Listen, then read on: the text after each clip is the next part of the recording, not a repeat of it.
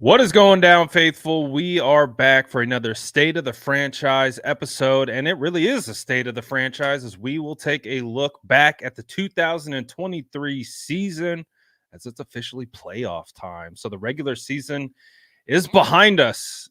Can't believe that we're here, to be honest. Feels like training camp was like 2 weeks ago, but here we are, Jason, and we're going to talk about a lot of stuff that is happening not only around the San Francisco 49ers, but around the league. So stay tuned, smash that like button, drop your spicy sourdoughs in the chat. Let's cook. That's Jason Aponte. I'm Brad Graham. We're going to get into it all right now.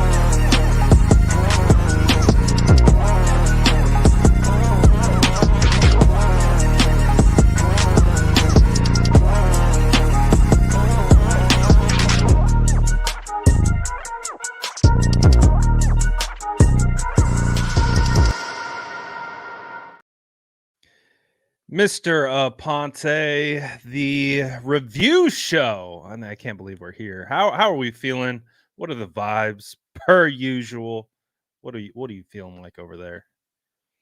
I don't know. We just talked about it, right? As parents, right? Sleep is kind of hard sometimes, and I got a ton. I got a ton of sleep last night. Like I literally got a ton. Like for the first time, I feel like in 7 years, I slept from like 10 p.m. my time to 7 a.m., which should be plenty of time. But here it is, Pretty 5:35 my normal. time, and my God, I'm wiped, man. I don't know what the hell's going on. Well, I was telling you before we got on here, I was like, it was one of those nights where you close your eyes and all of a sudden your alarm goes off, and I was like, wait, did I fall asleep?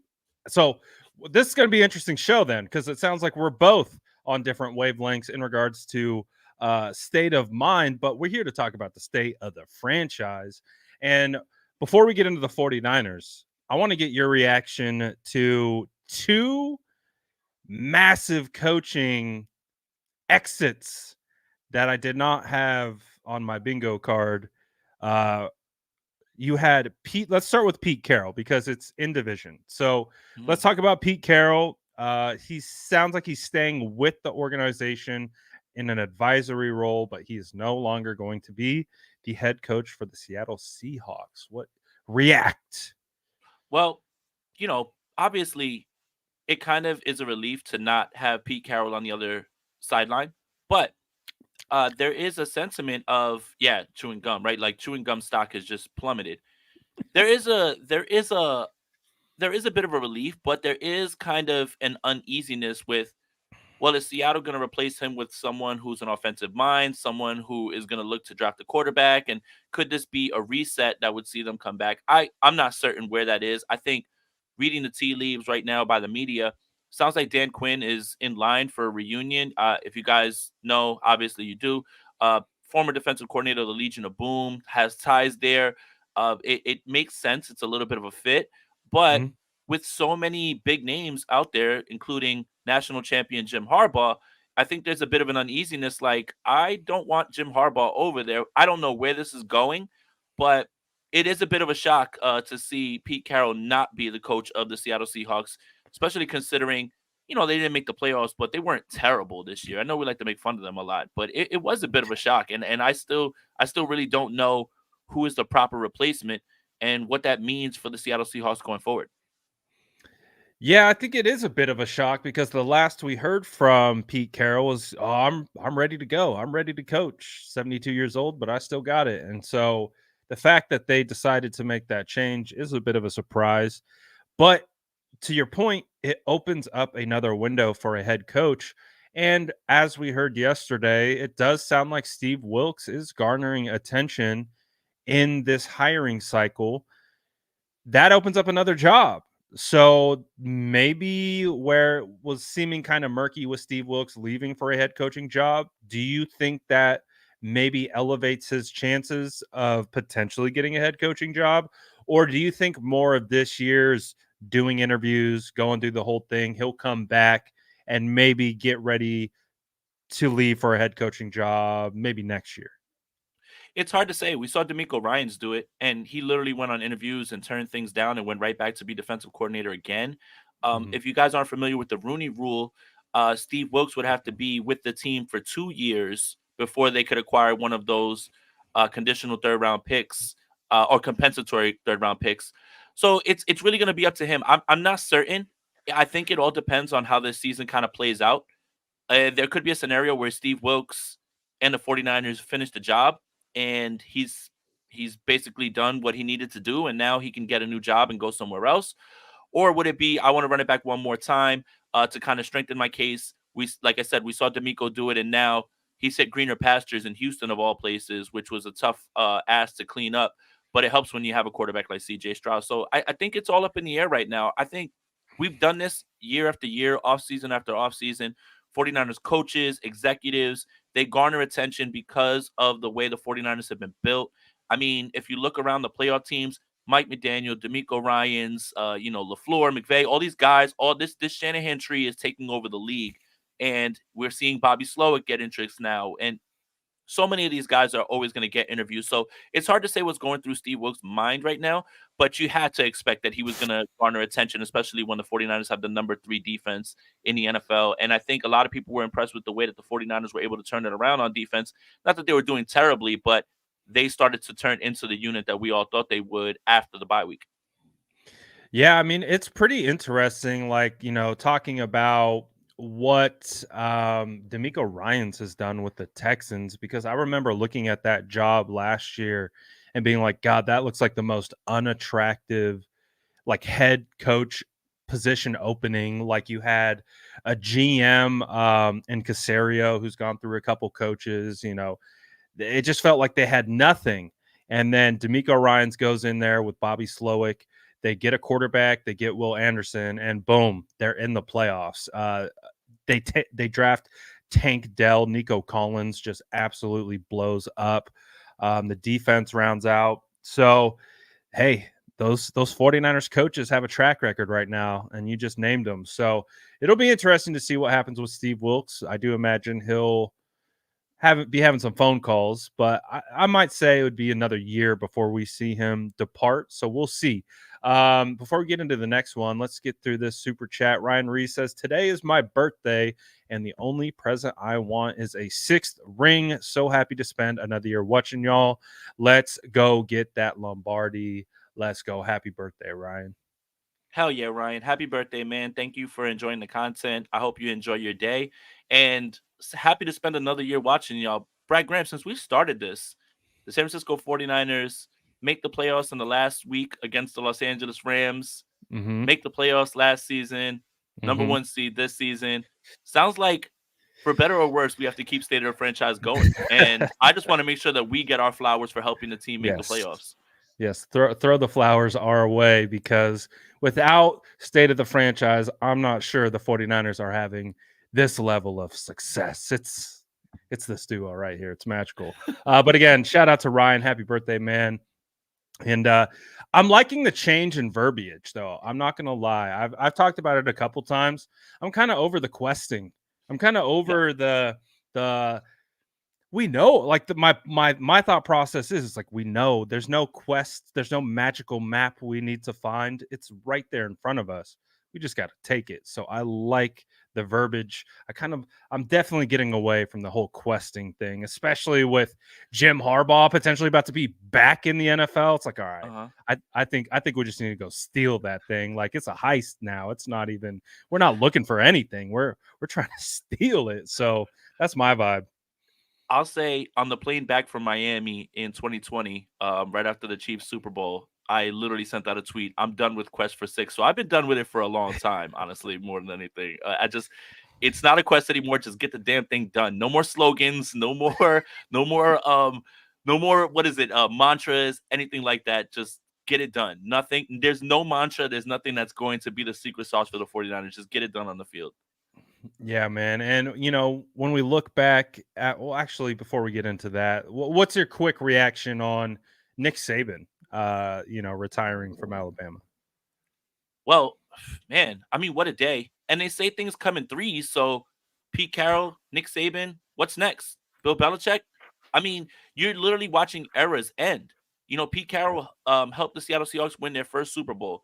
Obviously, Nick Saban is who he is. And that was a bit of a shock. I mean, it just feels like he was going to be a lifer. there's got to be one more, right? Is it Bill Belichick? Well, who's the last institution that is at a franchise, whether it's college or NFL? It's got to be Bill, right? Because the writing's been on the wall for a little bit. This coaching cycle, we're watching we're watching institutions fall, and we're watching fresh starts. And I think we all kind of knew it was going to happen.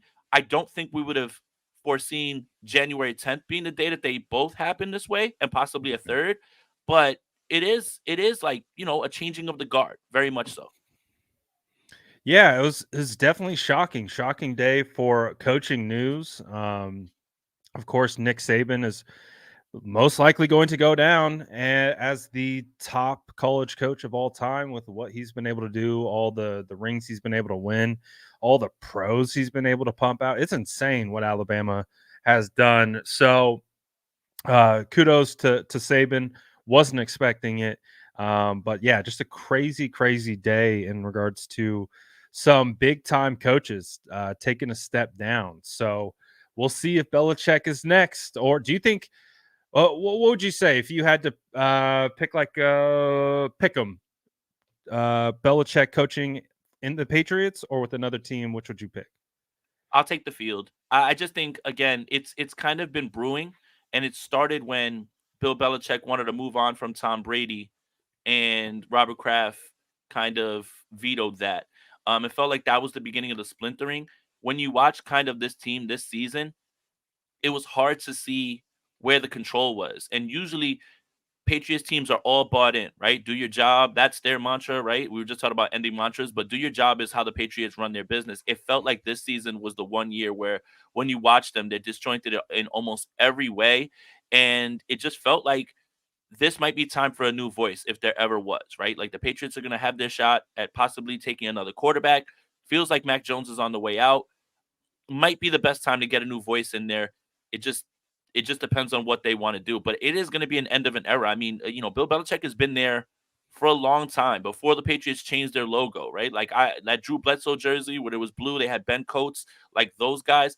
That's how long he's been there. So it's going to be strange to see people not Bill Belichick, not Pete Carroll, not Nick Saban be coaching these teams if the Bill Belichick thing goes through. But yeah, I'm going to take the field. I don't think he's coming back with the Patriots. Yeah, man. It's just crazy. Um, what I think of like the NFL in 3-year increments and just like how much can change in just 3 years and like go back 10 years to 2013 and like everything that, the Harbaugh and Pete Carroll rivalry at the peak. And we thought this was going to be going on for decades and decades. And here we are. Harbaugh just won a natty in college and Pete stepping down. Just crazy the way things ultimately go and how they have progressed. Keith says, "Good night, Pete Carroll. Don't let the bed bugs bite." I think that's the popular sentiment around 49ers fans just because of the rivalry, the pain Seattle did inflict. Mhm. And Yeah, I think if we want to spin narratives, because there's nothing better than spinning narratives, 40 he just realized Brock Purdy is going to be running that division for a long time. So he just said, you know what, this might be the best time for me to get up out of here. See there, I can throw shots I too, like even though I'm being nice and giving flowers to I Pete like Carroll. that But I think narrative. kind of looked around and said, he read the room and said, you know what, man, let me get up out of here now while it's not so bad for me. He said, "I'm out here getting cooked by Mr. Irrelevant. It's time to go." Because I don't think Brock had lost a game to Seattle, right? It's clean sweep, Yep. 5 games, 3 Five. or 2 last year, 1 divisional round, 1 regular season, 2 this year. Yep. Um, Pure domination in those games for the most part. And We Trey have Lance and Jimmy Garoppolo beat them as well too. That's right. That's right. We have another super chat. When can I get my 15 minutes on our bet upon? Did we make a bet on this show? Christian McCaffrey didn't play 17 games. He played 16. I told you he was going to miss a game. He missed a game. Damon, I don't get it. The bet was that he wasn't going to play every single game. He didn't. I'm just trying to figure out. I thought the bet was 17 games. He played Did we 16. make that on this show? Did we do Yeah, that we did. earlier in the We did. season? Yeah. It was Yep. about Christian McCaffrey staying McCaffrey healthy. playing every single game. He did not play every single game. The circumstances didn't have to line up with, oh, he had to play in every single game because of the number one seed being clinched. He played 16 games, not 17. He says he will play games. Game 7, no, regular season, postseason does not count. Oh, sounds like we have to go back to the archives, pull the receipts on the bet details. But as we move on to the San Francisco 49ers 2023 season, what's kind of like your high level overview of this year? The 49ers, what were they, 12-5, right? Finishing a pretty awesome season with some dips in the middle. But I know you've contextualized this. Like, I can't remember my exact score prediction. You know how we do our score predictions at the beginning. I think I was 12-5, somewhere around there. Yeah. This feels like right around where we expected to be, which, and we got the 1 seed. Sounds like we set out what we accomplished to do. Yeah, I mean 13-4, 12-5, that's kind of where everybody was landing. And I think, when you looked at the schedule and we all did, everybody said, well, the 49ers are better than just about every team that's on here, right? But you always expected those hiccup games. Which one is going to be the hiccup, right? Like, and it always happens in the NFL. Teams lose to teams that are not on their level. It happens all the time. So that's when people are accounting for losses, right? It's not you saying, if someone picked the Minnesota Vikings beating the 49ers, it's not you saying the 49ers aren't better than the Vikings. It just means it's the NFL, and sometimes it happens. 12-5 and 13-4 is exactly where a lot of people thought they would land. I thought 13-4 was a little bit more of a popular bet, but 12-5 is right in that same area. And again, number one seed clinched. I think that's what's most important, and I think that's kind of what everybody was thinking about, was make everything run through Santa Clara. So whether you pick 12-5, 13-4, 14 and 3, whatever it is, you're still in that same area. You're still in the right portion of it, because the 49ers ended up with the number one seed, which a lot of people predicted. Yeah, so good year for the 49ers. Keith is still, he's hyped that no more Pistol Pete up north. He says, I'm sorry, I A love lot the of fact 49ers fans are. that he begged for his job and they were like, no, we need a new coach. Get your ass on kick rocks. Oh, um, Pistol Pete, no I more. think I think he said that he had a lot of energy, but I think the direction that he was trying to go in was, let's build on this team. And I think what Schneider and them are looking at is, how do we get a new quarterback in here? How do we start over? How do we get to that point, right? And I think that's what Pete Carroll is disagreeing with. And this is me just obviously making things up. But like, he doesn't want to have to go through an overhaul, and a complete overhaul, and a tear down. And when I say tear down, I don't mean tear down the entire team, because they have players that they can build around that they've had in the draft, right? Like, you've got two starting tackles, you got your two starting quarterbacks. I hate to be on demon time, but Pete and Russ lose their jobs in the same year after causing me so much pain. I'll drink to that tonight. Hey, sounds like Keith's having a blast, and that's great. He's Um, loving it. but I He's think I vibing. think I think he wasn't trying to go through the whole develop another quarterback thing. And I think that's kind of Yeah. where John Snyder is, because there is a bevy of talent in this draft. There'll probably be a bevy of talent in the next draft. And I think with the way that Gino's contract is constructed, is more about, hey, this is like something that we can get out of right now. So I think that's kind of what the conversation was about. But I don't think Pete wanted to go through the whole bumps and bruises with a rookie quarterback for a little bit to develop him. I think that's really where the disconnect is. Yeah, I hosted a stream on Bleacher Report with a Seattle Seahawks content Subtle creator flex. after the 49ers demolished the Seattle Seahawks on Thanksgiving. And that was a lot of what we talked about. Was like, he's like, this has been building.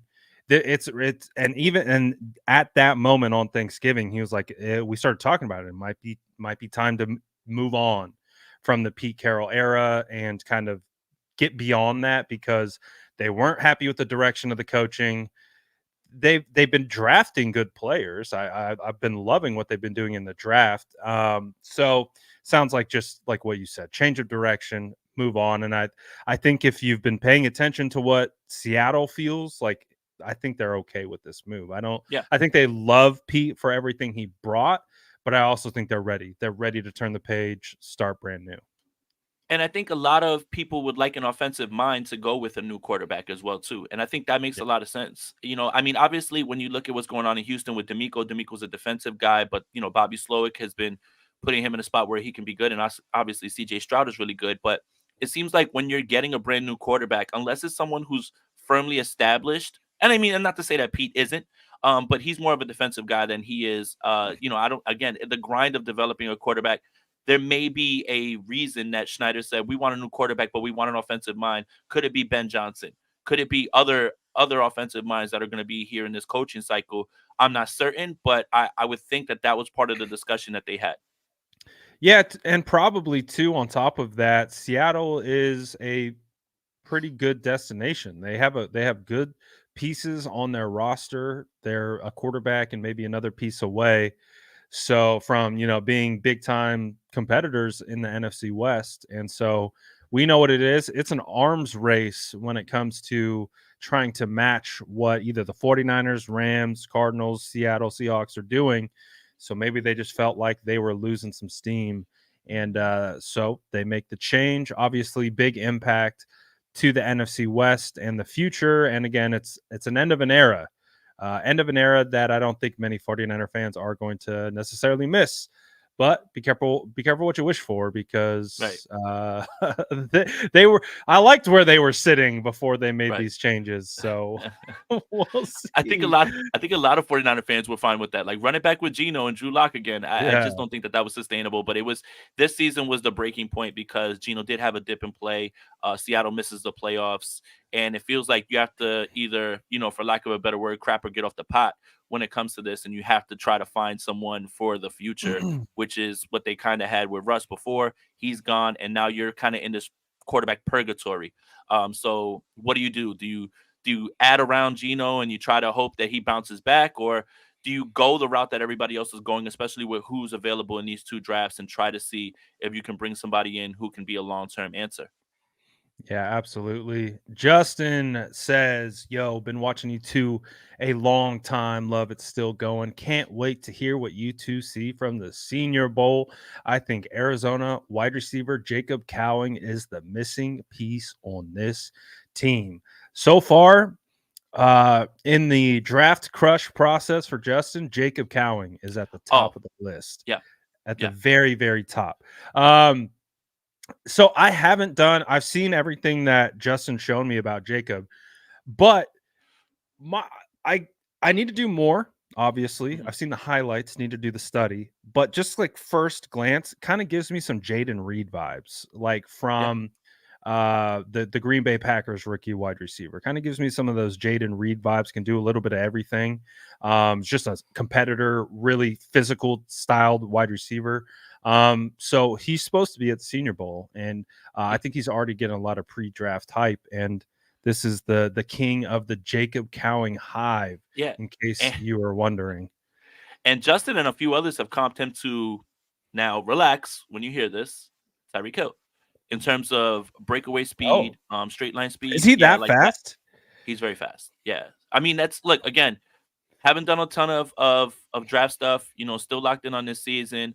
It's kind of hard to pivot right away from what's going on with the 49ers because the Senior Bowl's in between the NFC Yeah, Championship and the Super Bowl. yeah. So it's going to be tough to get all this research done within that week. It's going to be a bit of a grind, but hey, we're up to the task. But yeah, Justin, man, he's been talking about him a lot, and he showed out his bowl game, so that's another good thing. His stock is rising. Justin, I just would advise like people look at tweets, they look up his name. If you're hyping him, other people are going to start looking at what you're saying and they're going to start throwing him up and for So so you're it's telling me it's a it's a fine line, man. It's a fine line. If we want these guys to fall to the 49ers, they can't find too many tweets about people praising him or calling him Tyreek with the straight line speed. So that's funny. I would just say, listen, I love your draft analysis. You kind of hit on Dontavian Wicks, because he actually balled Definitely out at the end of having the season. Wicks was So I balling. definitely trust your word. But when people are going through their draft process, they type in names on Twitter and they start looking at what people are saying about them. And at times, if people can't come to their own conclusion, they will sift off of other people's conclusions. So if you keep calling them Tyreek Hill and other people start calling them Tyreek Hill, this thing might get out of hand and we might lose out on him.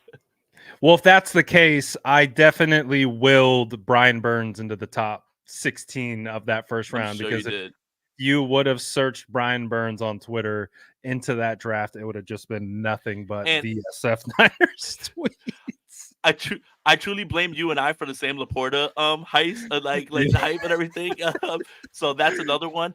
We've got to learn to He just looked keep great things. at the combine. He remember how Oh yeah, good he looked, how oh smooth yeah, he looked? We were like, and "Dude, he's on a fast. different level than any of Yeah, these other guys." Dynasty one tight end. Yeah, like right now. Like if you're in a dynasty league, send whatever you Yeah. need to send for that young man. He's gonna be great for a long time. I would really love for him to play this weekend, but it looks like it's gonna be a struggle, unfortunately. He's bad. I take it back. Exactly, Justin. Justin, the thing We is we've got flip to the find ways narrative to throw. now. We Yeah, gotta spin it. he's got character concerns. I hear that he bombed his interviews, things like that. That's what you have to start saying. He's not the first in or the last out. We got problems. he Didn't doesn't he doesn't stay to carry the equipment. He doesn't gather all the footballs and put them back in the bins. Like these are the things that you got to put out there as opposed to the things that are great about him. we heard that a scout gave him a playbook. They taped $100 bill to the back. Didn't even know that it existed. We're throwing up the red flags. We were not His sure about this guy.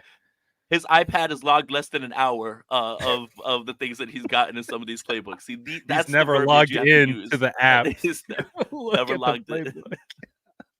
Dang, he said gas mask video incoming. No, I That was remember an exactly where I was. That's iconic iconic. draft moment. I remember exactly where I was when that happened. So I was in Turks and Caicos watching the draft at the bar or whatever, and I was like, dude, Oh, his draft there's a stock flex just right tanked. there. Yeah, that's a little bit of flex. Like, yeah, you're on Bleacher Report. I had to say that I was off on an island. Like what the hell? But I'll never forget. I just remember sitting there like, oh my god, this young man, his draft stock is tanked, man. And it's crazy that people can do that with just a picture, or if they tried as hard as they could, to send out, the word on social media, man. Yeah. Well, it's crazy because that's not the first time we've seen someone sabotage. I mean, we were standing around Jalen Carter's Oh yeah, podium what waiting a for moment him to that was. come up. And what was it 10 minutes before you already had the whole Yeah, media scrum? And then yeah. I think it was like Rappaport or Schefter drops It that was like, it was Rappaport, Schefter, and Ari. All three of them were like, "Yeah, Jalen Carter is like turning himself in," and we were like, "Oh my god, is he gonna come?" Like, and then more people just moved up. So yeah, that's a crazy story as well too, man. Because I was just like, man, I knew we weren't gonna get a shot at Jalen Carter, but I just had to be there to see what he was gonna say. yeah, I never experienced anything. Anyone who was there credentialed for the combine was standing around Jalen Carter's podium, like Yeah, after that news dropped. It was a, lo- absolutely a lot of insane. good football players, standing at empty podiums with no one to ask questions because everyone was in front of Jalen Carter. And then he never came out, so it's just a lot of Nope, people standing around. nope. But we'll collect more of those stories as the offseason continues. But let's take a look at the 49ers path to the Super Bowl, some potential teams that they could face, and kind of get your take on who you think maybe could be the hardest, sneakiest challenge, and maybe the one that you prefer the most out of these guys. What are you kind of seeing from these opponents, and who do you kind of maybe see the 49ers playing the first divisional round? We just gonna go into picks or are we just talking about like Spitball. okay. Um Obviously I've been vocal about the Los Angeles Rams being annoying because it's a divisional game. Those guys know each other so well. Raheem Morris, Sean McVay, all those guys, right? Like those games feel like they can go either way. Mm. Obviously the 49ers would get the lowest seed available. So let's just play a scenario out. If the Green Bay Packers knock off the Dallas Cowboys, Mike McCarthy revenge game, which is pretty cool as well too. The scriptwriters went crazy this weekend with these games, right? So if Green Bay wins, then they would go to Santa Clara. If not, then it looks like if the Rams knock off the Lions, they would be there. And I think that's where the hesitance comes into. Now, look, the 49ers are better than the Rams. I think we know that. I just think that it's one of those weird divisional games that it's like obviously the second game doesn't count because Carson Wentz and Sam Darnold were there. You don't have to beat them three times, right? Like that's not something that's real because there was no real starters in that game on Sunday. But yeah, the Rams are the team that kind of jump out at you. I think the 49ers know who Dallas is, regardless of their star power and everything, but they have too much of a track record of folding. And then when you look at the Eagles and the Bucks, I mean, the Eagles just they look awful. They just look terrible in all facets of the game. I'm not here to just slander Jalen Hurts or this guy. It's offense, defense, special teams, coaching. They just look terrible right now. Like they don't. They It's were top down. literally, It's like a top down yeah, they were dysfunction. literally what 10-1 to finish. What is it? 11-5. That's gross. That's And really they're gross winning down the stretch. everything. And remember, we were talking about it. We're like, ooh, they're scary because they win the ugly games. They win the Yeah, games where they're not playing their best. And those right. teams are kind of scary because they find themselves in adverse situations and they bounce back. But ever since the 49ers, they never bounce back. Yeah, and it's weird because you want to go with the Bucks, and I thought I vaguely remembered the Bucks giving the Eagles a good game, but it wasn't like that. That was when the Eagles were rolling. Like AJ Brown had like 100 something yards. Like Jalen Hurts was throwing it all over the yard. The Bucks couldn't move the ball. I don't think that's the team that's going to be showing up though this weekend, right? So you can't go off that game and just say, oh, they outgained them by almost 300 yards. It's going to be a cakewalk. I think the Bucks have found themselves a little bit here at the end. Baker Mayfield kind of talked himself back into an extension. I mean, Mhm. if I was a betting man, I think I'm gonna smash the Bucks money line here. In this one, I think the Bucks find a way to get it done at home. Especially considering just the Eagles. Look at the losses. The Eagles even wanted to lose to the Giants again on Christmas Day. Like, I mean, like you could say the 49ers broke them, but I think the games that are more damning than losing to a team that's better than you are the games of you losing to teams that are not better than you. The New York Giants, Yeah. the That's a Arizona bad one. Cardinals. Yeah, like those are Yeah. bad losses. They're very bad losses. So the way the Eagles are playing, it's what Fred Warner talked about, not playing your best football going into the postseason. It doesn't matter where you're slotted, right? Like again, the 49ers have been that 6, 7 seed, but everybody said, hey, nobody wants to see them right now. They're playing their best football. That's kind of what you want to be. You want to be rolling. It's the seeding helps, but I just don't see the Eagles playing good football right now. They can't run the ball, they can't throw it, they can't defend. I I don't see anything good about what they've been doing. And that's not even me like trying to be a jerk and like ha ha ha. It's just objectively watching them play football. They look broken all the way around. And it's even got talks of Sirianni not being there. And this just I think your first sign of panic was, well, we have a defensive coordinator, but Matt Patricia, you're in. Get in there and start calling the Yes. plays. Like it's just Yes. that's scrambling. That is Yeah. scrambling. Who does things like that? So I got the Bucks, the Lions Rams game. Man, Jared Goff said something that really, really made me a little bit more confident today at the podium. He was asked about his feelings about Sean McVay and the Rams, and he said, "I've got no ill will towards Sean McVay. I've learned a lot. I am more focused about winning this playoff game for this city, and that is bigger than any sort of storyline or narrative." I was like, "All right, Jared Goff. All right, Jared Goff. Like I hear you now." So I'm starting to lean a little bit closer to Detroit. I wish Sam Laporta would play. That definitely would help, but it Yeah. He looks is like he it's out gonna for the year? no, no, Is he no. done So they done? said they're gonna take it to Friday and figure out what's Okay. going on with him because that's the last time that you can send out an injury report. And they play Sunday. They have the Sunday at 8 game, if I'm not mistaken. Um, so that one I'm starting to lean a little bit towards the Lions a little bit more because they're gonna be home. But I wish Sam Laporta was playing in this game. And Did you then see Green Bay and the Dallas. thing did you see the thing about, like, where the fans, for the Detroit Lions said, "You cannot wear a Stafford jersey to this game." Wow. They're banning Stafford jerseys, so Detroit Lions fans, they love Stafford, right? We know that was one of the storylines about this game, but I think, to your point about what Jared Goff said, putting on for the city, the whole state, everyone is like, we know what playoff droughts look like. Remember when the Yeah. four like how long we had our little drought, and the second we got back, man, it was crazy. So man, you have droughts like that, and then you have seasons like the Detroit Lions just had, and we know they've historically been a bad team. It's not like they were Mhm. the 49ers who have 5 Super Bowls to rely on. They're just bad. And so for them, this is huge. Like this is everything to their fandom, to their Right. sports culture. So they don't care about Stafford right now. Like they love Stafford, but not right now because he's coming in here to Yeah. try to kick them out of the playoffs. So I imagine that Detroit stadium is going to be raucous. It's going to be quite the environment. And you can expect Stafford's going to be on that silent count, which hey, I guess he's used to, even playing in his At own home. stadium. Ha ha So ha. it's going to be a good matchup, though. I really do. I think it's going to be Yeah. a phenomenal matchup. That's my favorite matchup of the weekend, like easily. And I've been locked in on that one. But think about being a Michigan fan all around, right? You're a Michigan fan, Yeah. you got your natty, and now you got this game. I mean, just like right now, it's a beautiful time Detroit, 8 Mile Road, all that stuff. I hope they're like listening to Lose Yourself or whatever can get them hype. I wouldn't be listening to that if I was in there. I will. That's a story for another day. But whatever it is that they're gonna get hype, I'm starting to lean a little bit closer to Detroit right now. Just based on, their offensive liners is so good, dude. Like I was going through my picks for PFWA All Pros, and I found myself when I got to offensive line, who was I picking? I'm like Penei Sewell, Taylor Decker, like, and you're looking Right through now, all of their linemen, and all those guys are like some of the highest graded, have some of the best numbers. Like the Lions are good, man. And if they can find a they have a little bit great more on offensive defense, if they can find a little bit more on defense, just a little bit more of a step up, they should be good. And then Green Bay and Dallas is fascinating, man. There's a lot of talk about Jordan Love in these parts, right? About line. whether he's better than Brock and everything.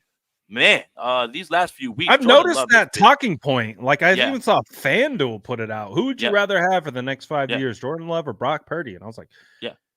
wow, I that's actually I mean, a good question. I don't know how it started. I don't know how it started I because don't I know. I just keep seeing Brock Purdy against the Jordan Love stats. But I Right. gotta say, watching the Green Bay Packers, Jordan Love has been making some phenomenal throws, man. He's actually looked very good. I don't know how Green Bay could. I mean, obviously, there's a 1 year sample size, so you can't jump out the window and say, "Oh, far Rogers Love." But I don't know what it is about the Packers that they're able to get good quarterback play. He's actually turned it on, so that's a fascinating game as well, too. Like if they can get guys back, though, if they can get their guys back because they've been playing without their receivers, right? Like if they can get Christian Watson back in this game, obviously Aaron Jones is there. Dontavian Wicks has been playing well. Romeo Dobbs got injured last week. Jaden Reed got injured. Yeah. Like if they can get those guys back and play, like Tucker Kraft, they've got guys, and I think Dylan's they been have hurt. enough to at least make it difficult for Dallas. And there's a reason they're in this game, man. So I think we're all Green Bay Packers fans in this household. Would everyone agree here? Yeah, definitely over the Cowboys, that's for sure. For sure. Um, I think that would be a very interesting matchup, Green Bay versus the 49ers. Green Bay is definitely a team I got my eye on. Their defense is playing really well. Rashawn Gary has turned out to be one of the better defensive players in the NFL. So the Green Bay Packers are definitely a team to watch for upset alert with the Dallas Cowboys. But it's crazy when I'm looking at all these teams.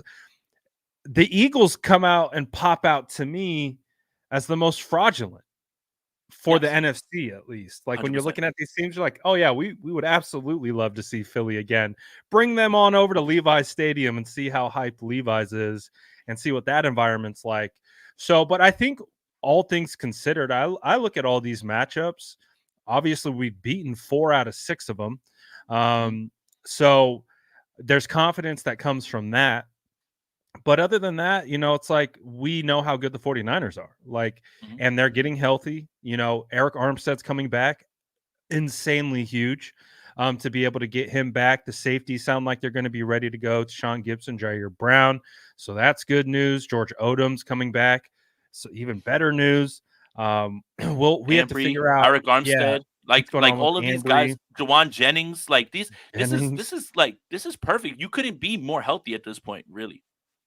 Yeah, absolutely. And so we at least know from a health standpoint, these guys are going to be good to go. Christian McCaffrey is basically getting a solid 3 weeks off. He's not Put practicing this him week. put him in the ice chamber. That's it. No practice, nothing. Just throw him out on game day and just send him out. It's probably going to be the best he's felt all year outside of week one, Mhm. so this is a great spot for the 49ers to be in. And again, I don't think you want to be overconfident, but to the sense of cockiness, but Mhm. there's a natural confidence that this team is going to have no matter what. So any of these teams roll into Levi's, I feel confident that the 49ers can get it done, but we know what it is. It's any given Sunday, which team's going to show up and which team's going to punch the other team in the mouth. And so that's what it comes down to. I don't really look at any of these opponents and I'm like, "Ooh, I really don't want to see these guys." I'm like, Right. I'm ready to go. Like I'm playing, right? Like I'm ready to Yeah. go against any of these guys, square up. Like I just think you look at all the matchups, and when you have arguably, if not the best roster in the NFL, it's really easy when you're comparing, like, oh, who should we go to? Because you're always going to match up favorably against these guys. So I'm excited, man. I'm excited to see, excited to know that the 49ers can't lose this weekend and we get to just kind of kick back, watch playoff football and see who the 49ers are going to end up playing. So it's the lowest seed. So right Yeah. now, the most likely scenario potentially is Green Bay, Rams, and Tampa if they win, right? So if one of those teams win, we'll likely be playing them, correct? Green Bay, I think. If Green Bay wins, they're the team that'll be coming to Santa Clara. Right. Because they're 7, the Rams are 6, and the Eagles are actually 5. The Bucks are 4. Oh, so it's the Yeah, Bucks are fourth. So they're the Bucks ahead. are 4th because they won their division.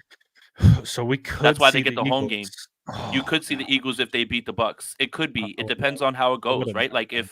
if the Lions win and the Cowboys win and Rams the win. Eagles win, run it back at the divisional in Levi's. So there's a lot of scenarios out there, but again, I think to your point, the 49ers when they play their game and they're healthy, none of these teams can beat them, on their best day, right? Like it's going to take the 49ers like basically vomiting on themselves to give guys a chance to stay in this thing. So it's it's a nice spot to be in because I think even in 2019 when the 49ers had the number 1 seed, it still kind of felt like there was a bit of uneasiness in certain aspects. I don't think the defensive wise.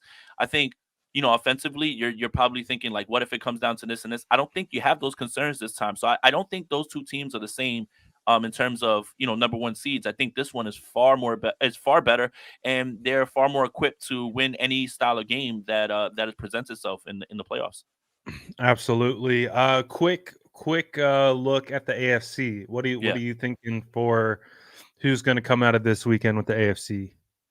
Bills, Chiefs, Browns. I love you, D'Amico, and I love you guys. There's just something going on with Cleveland. I think it was some. I think, and I don't agree with him too much, but Emmanuel Acho kind of put something in my mind, um, that the Browns feel like the Eagles from that year with Nick Foles. Mm, And I was like, well, I mean, I could see the parallel, but I think when push comes to shove and you got to make Joe Flacco make throws at the end of games and it's like when those games are close, like I don't think the Browns are going to be, running people over. Like you can do that against the Jets, right? And you can do that against other teams, but I think everybody else is going to be able to like key in a little bit more and keep games close. So, especially like Baltimore, right? Like will they be able to go in there and beat Baltimore? Now they did beat Baltimore with Deshaun Watson. I want to make sure that we get that out there as well too. The Browns mhm. have been a really good team as well too. But yeah, I just got the Bills. I think the Bills are rolling right now in the right direction. I don't think the Steelers going to be able to keep up. Sorry, Justin. Mason Rudolph Steelers versus 49ers. I just do not think that's happening. Um, and then the Chiefs game, I think there was a stat that Tua Tagovailoa has never won a game under 40 degrees. It's about to be like -10. I saw that. And They're talking and if about any that. team's equipped to deal with that, it's the Chiefs. If it's Buffalo going into Kansas City, you got a shot. If it's Pittsburgh going there, you got a shot. If it's the Browns or the Ravens, you got a shot. But that's why Miami desperately had to win that game to avoid going to Kansas City. Now, it's going to be the coldest wild card game in history because Really? it's cold. Yeah, but it's cold, but it's not never that cold. It's supposed to be like -10. So I think, again, the Chiefs are too battle tested. They'll find a way to move on to the next round and then wherever it lays. But I got the Bills, the Chiefs, and the Browns this weekend. Sorry, D'Amico, but I'd love to be wrong. So go give them hell, D'Amico. I think it's funny that Justin said Mason Root. Hey, the Steelers are playing. They're actually able to move the ball with Mason Rudolph at They are. quarterback because he actually pushes the ball downfield, and it actually keeps the opposing defenses honest versus just stacking the box against Warren and Najee. So it actually is allowing Pickens is finally Yeah. thriving. Thankfully he did it after I needed him throughout the dynasty playoffs, but that's another story for a different day. Um, Don't but worry, I benched him that week that he went off for like 40 points. Don't feel bad. bro, quick dynasty story, and I'm gonna keep it 100. I was in three dynasty championships. I lost all three. It was so Oh painful. no. It was so I'm sorry. painful. It was so painful, especially in my home league too, the one I wanted to win the most. I got CeeDee Lamb to death, but Oh. just he loves to remind me about the CeeDee Lamb hive and how he could have been a Niner. And but that again, I'm bringing back PTSD. I gotta lock it up, lock it up. Let's get back to the topic at hand. I would say Bills. The weather element that you talk about with the Chiefs Dolphins is a very interesting one because we've seen that play huge dynamics in past games for like dome teams who have to go out in the elements, and it just completely shifts the way they play and they're not used to it. And obviously the Miami Dolphins play in some beautiful weather in the Sunshine State, and that's crazy that it's going to be the coldest wild game ever, negative Yeah. 10 degrees. With wind chill, yeah. So that's what it sounds like. And Tua's never won a game under 40 degrees before. So That's and wild. you got to make sure that you need Raheem Mostert back in this game. He obviously didn't play last week. I mean, Dave Achan's a dog, but you need Raheem Mostert. He's been incredible this entire year. You want to see Jalen Waddle get back. He didn't play in that game either. But you're gonna need to control the football, and their defense is gonna have to play sound and not allow yards after the catch. Rasheed Rice has really come on at the end of the year, but Mhm. it's still hard. As vulnerable as the Chiefs look, it is hard for me to sit here on Wild Card Weekend against the Miami Dolphins team that's going into that cold and say I believe the Miami Dolphins are going to beat the Kansas City Chiefs. I would predict their demise a week later, depending on the opponent. Yeah, and it's hard to count out, Patrick Mahomes and this team. They've gone all the way to the tip of the mountaintop, so they know what it takes. They Yep. can flip that switch at any moment. You never know when a championship caliber team just says, all right, screw it. We're in the dance. Let's go do the damn thing. So that's a tough one. And we know Kansas City, they're gonna show up, they're gonna be loud, they're crazy fans too. So that's going to be a very hard environment for them. That would have me tipping toward Kansas City as well. With Mhm. Browns and Houston, kind of feels like a good matchup. Yeah. Like because of the way CJ Stroud has been playing, obviously, they Oh, have that's the right. I think ability. CJ Stroud didn't play in that last matchup that they had as well, too, where Flacco was just throwing that thing to Amari Cooper. So I think, all right, I think we should also take that into account. So I take that back. So I think it's going to be a competitive one. I don't know who's going to come out on top.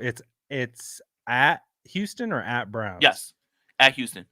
At Houston. So Houston won the division. home field advantage. I mean, hey, as long as it depends on how much magic Flacco's cooking up, I guess, in this game. So Gotta we'll, hope it we'll runs out, see. please. I'm trying to jinx them by picking them. You don't want to see the Browns Ravens divisional round. Would that No, would that even be the divisional round if that was the I don't case? I don't look. think it would. With every game that Joe Flacco wins, my anxiety grows. It just grows because I start to see some nonsense or some horrible Hallmark Lifetime movie that they make about what if I told you a guy from the couch gets off and leads the Cleveland. No, no, no, no, no, let's knock this off right away. D'Amico, get him out of here, please. I'm gonna pick the Browns to jinx them. Knock him out now so I can breathe easy this weekend because my anxiety grows with every single deep pass that is caught somehow because I don't understand how Joe Flacco has turned this thing around. Even though I didn't vote for him for comeback player of the year. No, it's hilarious because you've been on it with this type of stuff all year. You said you're like, I don't know if I want to see Joe Flacco. I got all this PTSD, and then I watched that game against the Jets, and I was like, Yeah. oh my god, Jason was right. I was like, No. I'm now terrified of the Oh Browns. Like no. before, I was like, oh, this Oh is no. Don't just keep that away from me. Just run it back with Baltimore, damn it. Just give us Baltimore, even though that's PTSD, but just run it back with Baltimore. I don't care, man.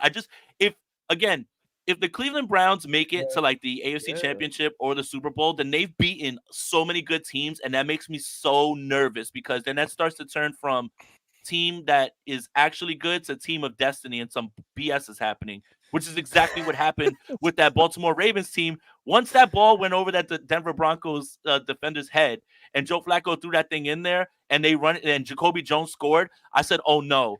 Uh, Miracle Oh, play. Jacoby Ray Jones. Lewis's last year. I don't like any of this. I don't like any of it. It's magical storyline is what. And again, I'm just basing it on vibes more than anything. I hate that idea of a magical storyline. Again, when I start to see the movie idea about how they could make the movie about a guy off the couch who hadn't played all season and the Browns went through four quarterbacks and I'm like, oh no, like I dislike that so much because so many people are just overlooking that and it always seems like one of those BS stories happens almost every playoff.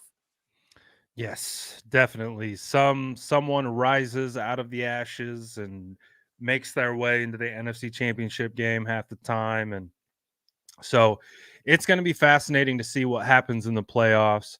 Damon is asking, will Brock Purdy have a signature moment in these playoffs? What is your I thoughts think on so, that? Damon. Honestly, I wrote about today on Niners Nation, and you guys can go and vote on it.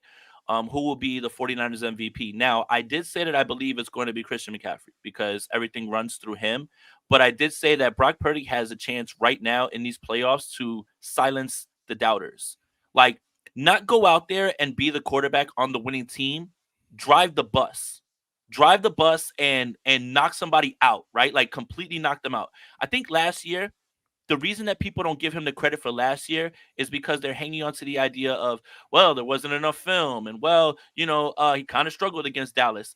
But if Brock Purdy goes out there and he has those moments, I think he knocks off any sort of criticism, and it starts to make people who have been doubting him, even as well as he's played all year, look even more silly. So I do think that when you hear Brock Purdy say, "I'm not a game manager," like that's under his skin. That's like under Yeah, his skin, and he yeah. understands that. So I do think that you're gonna get one of them. Now, whether that's a game-winning drive or whether that's like a four touchdown game and the 49ers railroad somebody, I don't know, but I do think that it is coming, and he has a chance in this playoff run. Obviously, to do the most hilarious thing, which is win it all and win Super Bowl MVP, regardless of whether he wins MVP or not. But I think more than anything, I think people need to see the playoff run again because they're hanging on to the fact of, well, there wasn't enough film on him last year, and that might have been fluky. He has a chance right now to really silence everybody, and I think he will. Yeah, it's a big opportunity for Brock. I did an episode, I think it was yesterday, talking about who's the most important player on the 49ers heading into the playoffs. And I think it's Brock. I think Yeah. even though I would probably say Christian McCaffrey is definitely worthy of being that player or being the MVP, I think when you think of how this offense operates and how it runs, it goes through Brock. Yes, Christian McCaffrey does amazing things with the ball in his hands, and he does amazing things without the ball in his hands, which helps the entire offense as a whole, which again is part of the MVP conversation with CMC. But I'm looking at the ball in Brock Purdy's hands every single time, him making the correct reads, manipulating the defenses, reading the coverages right, not doing what he did in the Ravens and not seeing the too high and just throwing it to a spot, thinking the guy isn't there. I'm looking at Brock as being the most important piece because if this offense is scoring 30 points or more, nothing else should be a worry. Like I've seen a lot of the content this week, like some of the titles and things like that. A lot of people talking about the concerns like heading into this week, and it's like as long as Brock is doing his thing, there shouldn't be any concerns because that's what we've been doing all year. Brock has been leading the charge, scoring 30 points a game, which initiates the 49ers into a complementary style of football where the Mhm. defense isn't having to play from behind. They're playing more freely and loosely, and they can go and do what they need to do. And it takes the pressure away from them because the Niners are scoring. And then defenses come up with stops. Then Brock goes out and scores again. And then boom, boom, boom. All of a sudden, you're up 3 scores. And that to me has been the recipe for success this season versus years past where it's been the defense holding us in games and we're just like, please don't make the critical mistake. Please don't make the critical mistake. It's the Mhm. opposite. It's like we just need the defense to hold on long enough to make sure that we can score enough points. So if Brock Purdy, like you said, if he's driving, like he's the truck, he's pulling the trailer, the 49ers, he's absolutely going to have a signature moment. But I think he's the most important because if we get that cold that cold-blooded killer Brock Purdy in these playoffs. Like I think we've seen instances of Brock being human this year, which is normal. Like And I think it's good. normally, like what Brock has done is kind of like, they called him bot Purdy and things like that, just because it's almost like he's a computer with how just precise and robotic he is in his execution. As long as we get Robo Brock out here slinging it, the 49ers are going to be hard pressed to lose any of these games. That's kind of what I was saying earlier about when in 2019, when this team was the number one seed, and in 2023, the main difference is the offense. And I Mhm. think you saw it in those games. While the 49ers didn't struggle in the divisional game and the championship game, the football was definitely taken out of the quarterback's hands. And the 49ers Mhm. don't have to play that way. And I think, again, you see the interception against Minnesota. You see the dropped interception. Kyle Shanahan says, "No more. Like no more passing. That's it." That there's a level of trust that's there. Like this offense is completely different. That's why I said that this team is more equipped, obviously, that with the number one seed and having everything go through them than they were in 2019. And look how close that team got. So I think that should put a little bit more confidence in you because I would run this team against that 2019 team, and that's not me being a prisoner of the moment. It's because the offense is just that good. That how wild of a matchup would that be? Like if you could sim that in real life, 2023 49ers versus the 2019 49ers, just see who wins. Jimmy Garoppolo versus Brock Purdy, D Ford, DeForest Buckner, Bosa, That our defensive line is Eric versus our offensive line now, and then yeah. flipping it. I think it would have been Garland at center, Laken Tomlinson left guard, Joe Staley left tackle, Person. Person right guard, and McGlinchey.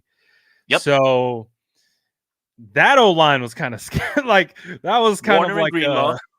yeah, Warner and Greenlaw. Green, That's crazy. Warner and Greenlaw. And Sherman, then Sherman, you rookie, talk Mosley, Mosley, Jimmy Ward, Jaquaski Tart, Jimmy Ward, Jaquaski Tart. Raheem Mostert, Yep. yeah, obviously Still George got Kittle, Kittle, Debo, and Kendrick Bourne. Kendrick Bourne, KB. Yeah, Yeah.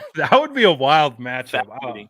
I would love to see that, man. I would love to Yeah. see that. Quan Alexander, yeah, can't forget Yep. about him. Yep. Him coming back from the torn pec in like Dude, that video, 4 weeks. the with the baby in the background, it just I remember just being super jacked. Like I was just like, all right, it's our years, everything's lining up, man. Yeah, that Oh, that would Emmanuel be a. Sanders. Emmanuel Oh yeah, Sanders. that's right. Emmanuel Sanders. He was our Manny. difference maker for Right. that offense. Yeah. Dang, I forgot about that. Wow. That would be a wild matchup. Damn, Um, 2019 was fun. I don't want to cry. I don't want to cry in the club. I Damn know, it. right? Right. I can't hear the Uh, box. I hate going out and they play the box. I'm just standing there with like a single tear coming down my face. I'm like, oh God, don't cry, don't cry, don't cry, don't cry. Man, that song still slaps though. It does. Yeah, It it just does. sucks It I does. can never play it again without thinking about that season. I wouldn't Um, willingly play it, but if someone was playing in the car, I'm like, yeah, this so like you're just like it's like that girl who's like crying, like and she's just like dancing, like yeah, she's like, oh my gosh. That's totally what it is. yep. But so to kind of recap, like I think we're ready, we're primed, playoffs are here. Who would you, if we had to go through NFL awards, Yeah. how would you slot MVP, OPOY, DPOY, Coach of the Year, all of those things? How would you slot those guys? All right, so I filled out my PFWA ballot yesterday. They allowed us to do all of those awards. They allowed us to do All Pro in the AFC, the NFC, and then All NFL. So it took a little while because you have to type in all the names and everything as well too. You have to type the team out and you have to look through everything. Oh, and All Rookie team. You have to do all rookies, and it was a little bit more complicated than I thought. Like I had all the seasonal awards that the AP, the Associated Press are going to vote on. Kind of had who I wanted in my mind. That was actually easy. But going through the all pro portion, by the way, guys, I know you saw what happened today when the Players Association came out with their all pro Mm. list. I voted for George Kittle. So like we're not doing that. The guy who led the league as a tight end with receiving yards, 30 Kelsey did catches not less have than a good Travis year. Kelsey. 30 catches less than Travis Kelsey and one more touchdown. You tell me who was the better player. So yeah, That was a weird I think one. that was a legacy award. That's a legacy award. Yeah, for But sure. okay, look, I'm not looking at the comments, but I know what I'm going to get yelled at for. MVP, I voted for Lamar Jackson. Okay, guys, don't yell at me. I'm sorry. Like at the end of the season, What? Lamar Jackson was the biggest What? difference maker in the NFL. The biggest difference maker. Like he went down a stretch run. He has a signature win, which is against the 49ers. His resume stands up. It's if you want to go solely by stats, Dak Prescott has better stats than him passing. I'm not voting for Dak Prescott over Lamar Jackson. I'm not voting for Jared Goff over him. You can't solely look at that. It's the full resume and the way that he finished the season and how dangerous they look. Lamar Jackson was my MVP vote. I think OPOY was very easy. Christian McCaffrey, over 2,000 scrimmage yards, not even close, right? Like, I think that's something that in 16 games, like, I don't even think that that was much of a discussion, right? Now, they have two distinctions for PFWA, Rookie of the Year and Offensive Rookie of the Year. Rookie of the Year, I picked CJ Stroud. Offensive Rookie of the Year, I picked CJ Stroud. Now, I understand Puka Nacua is set up with a massive season, right? I think that's Mm-hmm. important, but I'm giving it to the guy that has been touching the football the entire time, and he missed a bunch of games, and he still was able to put up these impressive numbers, especially when nobody, thought of anything with the Texans. Tank Dell goes down. They lose Damian Pierce, and they got to pivot to Devin Singletary. I mean, they were left just standing with Nico Collins in a winner-take-all game, and C.J. Stroud just throws a bomb over everybody's head. Like, I had to pick C.J. Stroud for both of those, okay? Now, Defensive Rookie of the Year, DROY, I picked Will Anderson. And I think that's a little bit more controversial because I think a lot of people are going to say Jalen Carter, maybe this guy, that guy. I saw more impact from Will Anderson going at the end of the season, and he just continued to develop. So the Houston Texans, there's going to be a theme here as we run through all of these things. There's a theme here. It's either going to be San Francisco 49ers or Houston Texans because I have been that impressed with them. Coach of the Year, DeMeco Ryans. I mean, think about DeMeco Ryans, defensive head coach, has to take over this absolute mess in Houston. And they make the playoffs on the last game of the season. And he's a defensive coach, first timer. That offense, gets rolling, and the defense plays well enough for them to win games. DeMeco's the head coach, is the coach of the year, in my opinion. Okay, Alexa, please be quiet. I am talking. Thank you. Alexa's like, hold on, what'd you say? Who'd you What? put Hold up. MVP? Let me tell you the weather. Nobody needs the weather right now. So coach of the year, DeMeco Ryans. Executive of the year, I picked John Lynch. When you look at being able to get Chase Young, still build this team, bring everybody back, sign Nick Bosa, bring in guys like Logan Ryan, and continue to fortify this team. I mean, even bringing in guys for Casey Hayward for workouts. I had to give it to John Lynch, man. We have to give him his flowers at this point. I wanted him as executive of the year. That's what I picked.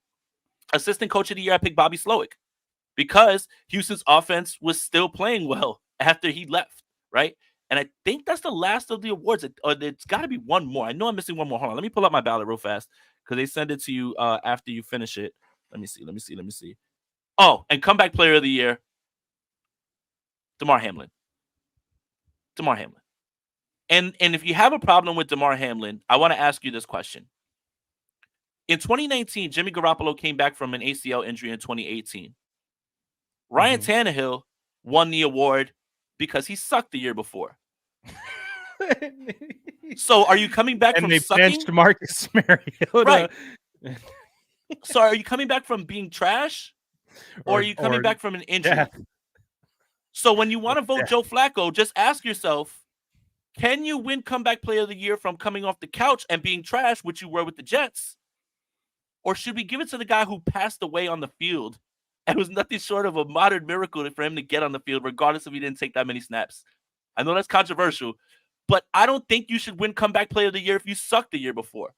And again, ask yourself in 2019, did you think Ryan Tannehill deserved comeback player of the year? Or did you think Jimmy Garoppolo did because he came back from an ACL injury? I think that will lead you to your answer. Ryan Tannehill just came back from Adam Gase. That's it. That's all he did. He didn't come back from an injury. He came back from being under Adam Gase. So how can I give it to Joe Flacco coming off the couch when a guy passed away on the field and actually made it back to action? If you would have made the team, that would have been nothing short of a miracle, but he actually played in a game. So, yeah, that's where I'm at with that one. I think that was probably my most controversial pick, even though I don't feel like it should be. I mean, I think we've been talking about it all season. I think we talked about that they're going to probably even rename the award, after Damar Hamlin. The Damar Hamlin Award. Just because it's like, how many players have we seen die on the field and come back and play the next season? The answer is zero. So it's unprecedented. So it's going to him. Like it's going to him. And I get it. I understand it. But it's like last year, it's like, what did Geno Smith come back from? Being trash and not being written trash. I just again, it's like I I don't get how you get to this part. Like it's just it's confusing. For me, it's got to be the person who literally passed away on the field and actually came back, regardless of how many snaps he played. Justin dropping 20 on us says, Jason, I hope you voted Kyle Hamilton as an all-pro. Shout out Damn Rick. right. Keep an eye on Missouri. Enos Rackstraw. PFF has him going right where we'll hopefully be picking in the draft. Yes, I can run through real quick my my NFL All Pros. So you can only pick one quarterback in the NFL, not NFC, AFC. So NFL, I got Lamar. I got your two running backs, so Christian McCaffrey and Raheem Mostert. I don't think anybody can really dispute those two. Shout out to Raheem. He might be a first team All Pro, man. That's insane to think. Ballin. 21 touchdowns. NFL wide receivers, guys, please. You can only pick two. Guys, please. I know what you're about to say. You can only pick two. Tyreek Hill and CeeDee Lamb. I'm sorry. All right. There's NFL tight end. There's nothing wrong with that. NFL tight end George Kittle. Center. Cheers. NFL center Frank Ragnow of the Detroit Lions. Not Jason I like that Kelce. one. I like that Not one. Jason Kelce. Or Creed Humphrey. I like the Ragnow pick. That is Yep. a galaxy brain pick. That's a good one. The guards. Chris Lindstrom from Atlanta. Not great pick. Not the guy from the Cowboys, not Tyler Smith. Here's one for you, pal. This one's for you. Quinn Meaners, Denver Broncos. All-pro guard, in my opinion. Offensive tackles. First player I ever went live with. Actually, fun story. Me and Jordan were on an IG live randomly. I was in Tahoe. Quinn Miners pops into our IG, and we're like, "Hey, want to pop on?" He's like, "Sure." So we just have all pro Quinn Miners on our live. That was a fun story, but I like that one. Great one. Tackles, Penei Sewell and Trent Williams. Easy, right? That's offense. Okay. Mm-hmm. Defense, edge players, Myles Garrett, TJ Watt. I think that doesn't really warrant too much of a discussion. Mm-hmm. Defensive tackles, Chris Jones and Aaron Donald. I think that that's pretty fair. Yep. Okay. Outside linebackers, I don't know the distinctions between outside linebackers, edge players. I gave it to Micah Parsons and Alex Highsmith. Ooh. Yeah. I like the Highsmith one. That's a good one. Yeah. Is he an outside linebacker? It depends on the distinction, but you can. I think what's they're the just difference going to between him and Watt? Dude, it's You're like, I don't know. I had to ask them the email, and they just said they're going to tally all the votes and just like if those guys make it, like they'll just do it that way. Is that why they? Yep. Is that why they get he made all pro at two positions? Is that how that works? You could do it that way, but I think again PFWA has different distinctions than AP. Got it. Inside linebacker Fred Warner. Yep. Too easy. You can only pick one. Really? You can only pick one. Yeah, only one inside linebacker. Do you think Roquan is going to get votes over Fred Warner? I put Roquan in on the AFC side. Okay, that makes sense. I put it because they then they break it up NFC, AFC. So you got to fill out three: NFL, AFC, NFC. I gave it to Roquan on the AFC side. Okay. NFL cornerbacks: Charvarius Ward and Deron Bland. I know that Bland is boomer bust. What did you think of Pat Surtain getting the All Pro? Is that a kind of hype vote? That felt like again a name recognition thing. Like again, like Deron Bland is boomer bust, but when you set an NFL record for pick sixes, I think you've got to be in the discussion. Huh. So I got Bland and Charvarius. Bland and Charvarius. Bland had league leading interceptions. 6 if I'm not mistaken, but I think 5 of them went for pick sixes, which is a record or something like that. And Charvarius Ward had 5, I believe. Yeah. Yep. Safeties: Kyle Hamilton, Antoine Winfield. I don't think it's much of a discussion at this point. It's got to be those two guys. I think Antoine Winfield him not making the Pro Bowl is absolutely gross. And Kyle Hamilton has been a hooper. So to answer Justin's question, yes, I voted for Kyle Hamilton as safety. Let's do special teams. Ooh. Brandon Aubrey, best kicker. I gave it to him, Dallas Cowboy. Best punter. Is that the rookie too? Yeah, it's the rookie. Come on down, Mitch Wishnowsky, as the All-Pro punter. Come on down. I'm not AJ Cole from the Raiders. I couldn't believe that. Everybody's yelling about George Kittle and Kelce, but the snub is AJ Cole over Mitch Wishnowsky. So this is a big moment for me. This is the redemption arc is high right here. I get a chance to have a vote. Right, so I'm throwing it on Mitch Wishnowsky, and then kickoff returner, I got Keyshawn Nixon from Green Bay. Punt returner Darius Davis from the Chargers, and special teamer. I just said Matthew Slater. I don't even know who's really a core special teamer, but yeah, those are my picks. Roast the hell out of me. You got me. Honestly, I think those are fair. I think those are really fair. I think that's why you're able to vote on the award because, yeah, you're a 49er fan, but that was probably about as an objective as a list that you could give. Like, there's Trust no me, way I don't that want to give it to there's Dallas no Cowboys. there's not one like homer pick in there at all. Like No, they're I think it was all valid. fair. Yeah, all The valid. only one that I think people would look at it would say that is a homer pick is probably Mooney. But I think if you've watched him play, I don't think that you would actually think that. I think I just saw Jason McCourty has him as his highest ranked cornerback. Take that for what it's worth, but yeah, I think he was Former second defensive back. overall in DBs. I think Winfield was first in his Yeah. ranking, and then Charvarius was second. So, Yeah.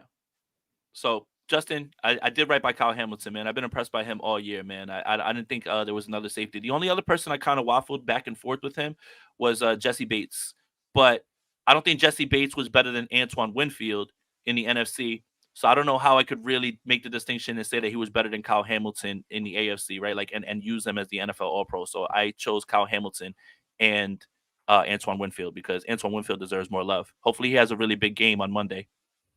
yeah, absolutely. Keith said he's still on it. Oh Turns man, out he's on Seattle's Keith head. and Russ needed each other. Didn't know pride falleth before the horse.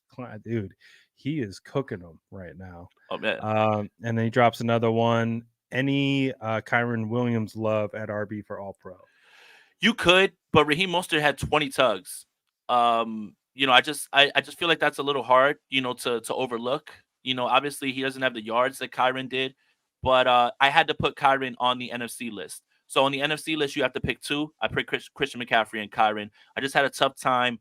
Maybe it's the 49er fan in me that said, man, Raheem Mostert's got to get it because he was incredible this year, even though he didn't play in the last game of the season. Kyron was missed a couple games as well, right? He didn't get rolling until like week 3. Like Yeah. week 2 against the Niners. Like he had a pretty good game in 2, and then after that in week 3, the rest of the way he was rolling. And I think he missed games in the middle of the year as well too. But when you look at his yard number, that should make that all the more impressive. Yeah. Yeah, no, he's good. I'll he's look that up real quick. Is he a Notre Dame, second right? year player or a rookie? Yes. I think he's second year. Second year player. Notre Dame, right? I'm gonna be honest. I wasn't that. Didn't pay attention to him in the draft, so he's kind of a new player for me. I didn't really know who he was coming in. So for Christian me, it's kind of a McCaffrey. surprise. Oh, so it looks like it says Kyron Williams played 17 games, but I don't know if that's true. And I think that's wrong. Like, because I'm looking through the NFL thing, but Kyron Williams had 228 attempts for 1,144 yards, 12 touchdowns. Man, it's tough, man. Raheem Mostert had 209 for 1,012, but he had 18 tugs. Like, I have a hard time with that one, man. It's just he played so well, and then second in the NFL in rushing, Derrick Henry. And it didn't even feel like this was one of those King Henry years. Yeah, like insane to think that, right? Like he just puts up those numbers and we just kind of just forget about him in the background. Maybe because Tennessee was struggling so bad. Yeah, it just didn't feel like he did all that much. But yeah, Tennessee was kind of.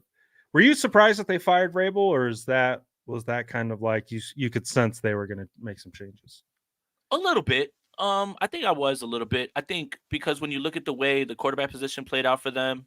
But I think, again, that was one of those disconnects where the Titans want to overhaul a little bit and get picks, and then they didn't move anybody at the trade deadline, right? Like people were in on Derrick Henry. You had to move those guys so you could overhaul with picks, and it feels like Vrabel doesn't want to do that. He wants to win now. So that's kind of what at least I heard. I think it was Rappaport or it was Tom Pelissero who was talking about it today on NFL Network, that it just felt like the timelines were off. There's no way to rebuild and retool. Right, like you've got to do one or the other. Rebuild and win now at the same time. Right, yeah, like you just can't do it, and that's why they added DeAndre Hopkins and they added like guys that were going to be instant contributors, as opposed to at the trade deadline moving those guys for valuable picks and trying to restock. Yeah, that makes sense. So it's been quite the week for the NFL.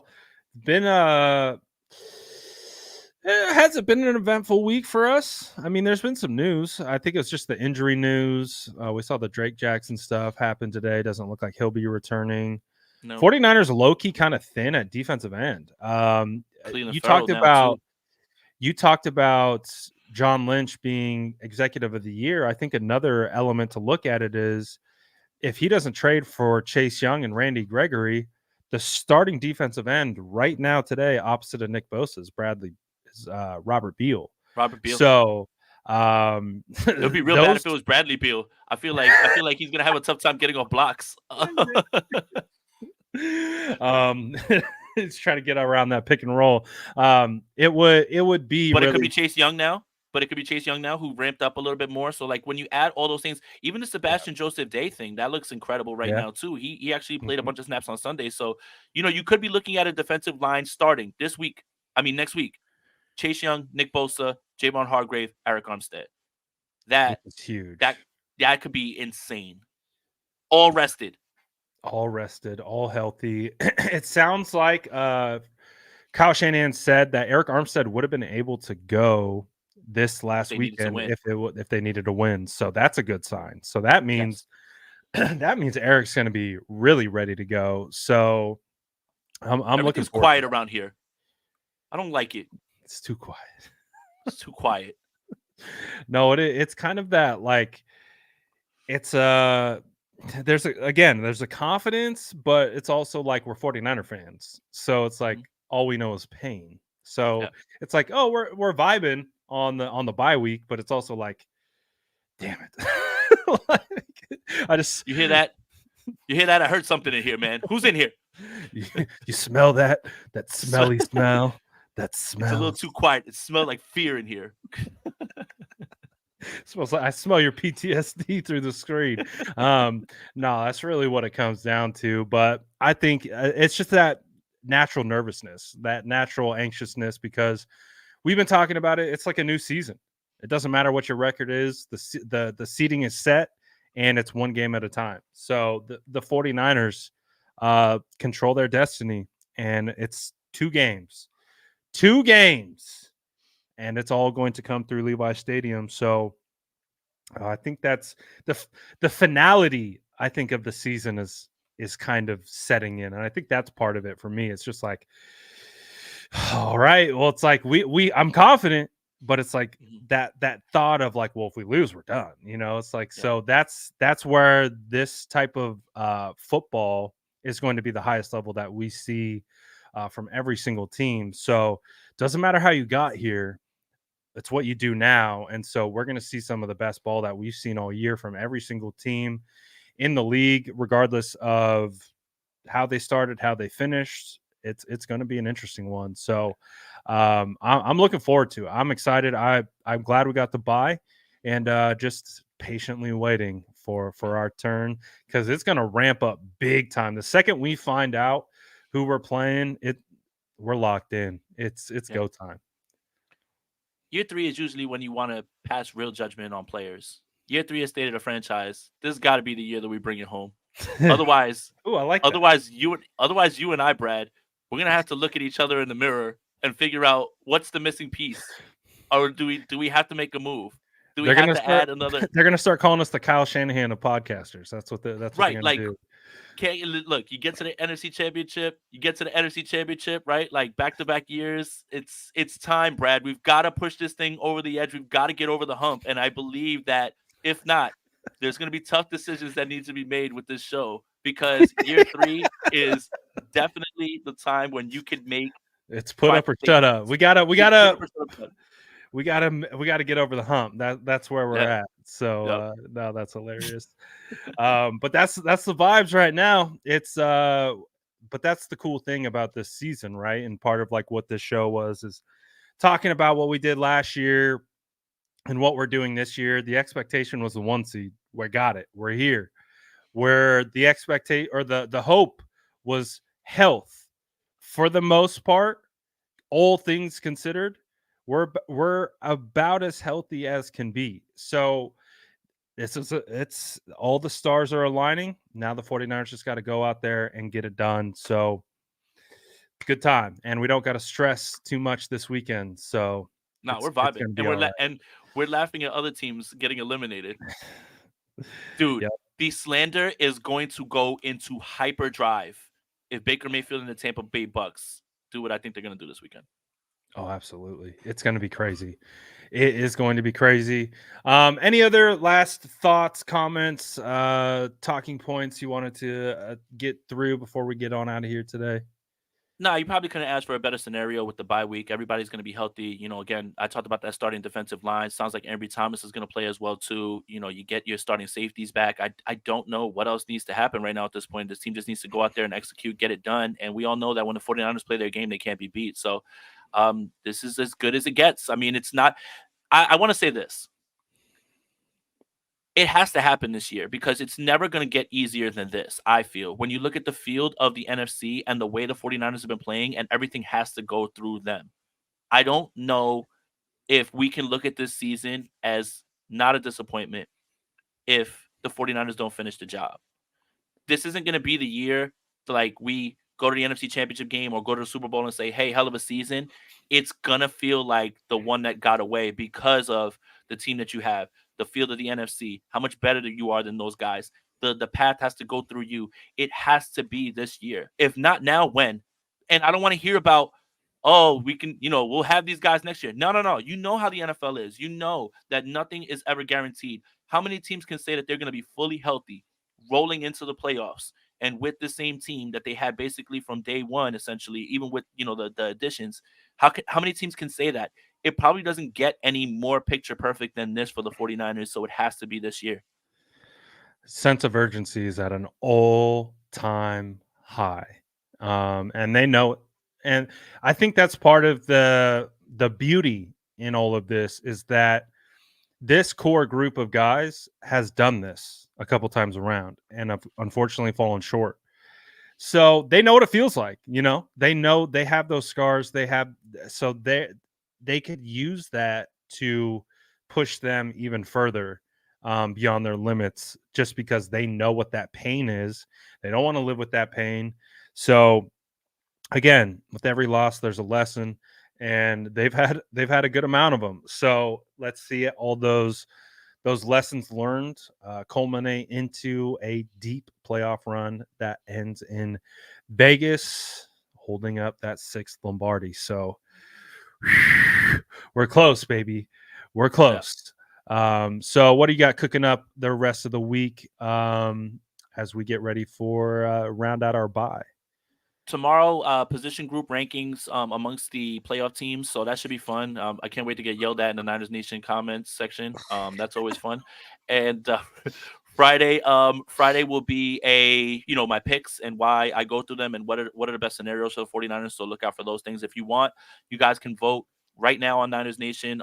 The who will be the 49ers MVP in the playoffs. I think it's interesting. I think the choices were Christian McCaffrey, Brock Purdy, George Kittle, Debo Samuel, Nick Bosa, and or the field, essentially someone else, right? And I think I kind of wrote, there's always a player that contributes in a way, right? Like it could be like a 3 interception game from to Sean Gibson or something like that. So kind of make sure I threw all that in there. But you guys can go and vote on that, and then we'll have the results on that Friday. So yeah, just happy to do this with you another year, man. And the years time flies when you're having fun, man. This year just flew all the way by, man. We're already thinking about Senior Bowl. And it just, again, like you said, it felt like yesterday. It was a training camp. It's weird. It's weird how quickly it went because I remember the lead up to it was like the longest off season of my life. And I think Yeah. a lot of that had to do just because all we Quarterback were discourse. so all we were talking about was quarterbacks. It's just everything came back to the quarterback. We remember we probably did like 2 months worth of shows where we refused to talk about the quarterback position until we had to. Yep.